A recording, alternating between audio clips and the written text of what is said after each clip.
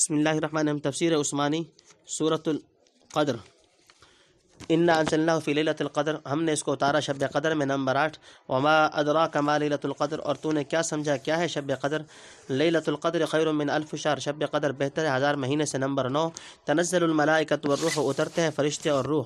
تفسیر نمبر 8، شب قدر میں قرآن کریم کا نزول، یعنی قرآن مجید لوح محفوظ سے سمائے دنیا پر شب قدر میں اتارا گیا، اور شاید اسی شب سمائے دنیا سے پیغمبر علیہ السلام پر اترنا شروع ہوا۔ اس کے متعلق کچھ مضمون سورۃ دخان میں گزر چکا ہے، وہاں دیکھ لیا جائے۔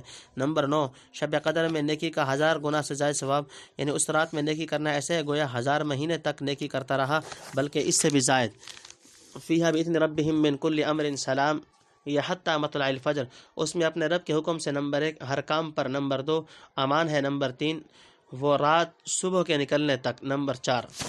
تفسیر نمبر 1، شب قدر میں حضرت جبرائیل علیہ السلام اور فرشتوں کا نزول، ان اللہ کے حکم سے روح القدس ان حضرت جبرائیل علیہ السلام بے شمار فرشتوں کے ہجوم میں نیچے اترتے ہیں تاکہ عظیم و شان خیر و برکت سے زمین والوں کو مستفیض کریں، اور ممکن ہے کہ روح سے مراد فرشتوں کے علاوہ اور کوئی مخلوق ہو۔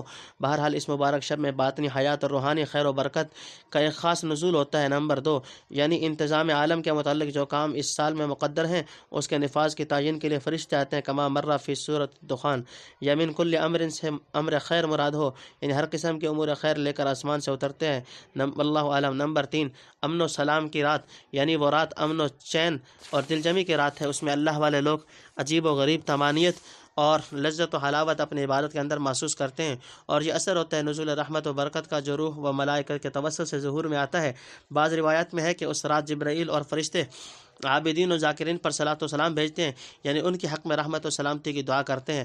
نمبر 4، شب قدر فجر تک رہتی ہے، یعنی شام سے صبح تک ساری رات یہی سلسلہ رہتا ہے، اسی طرح وہ پوری رات مبارک ہے۔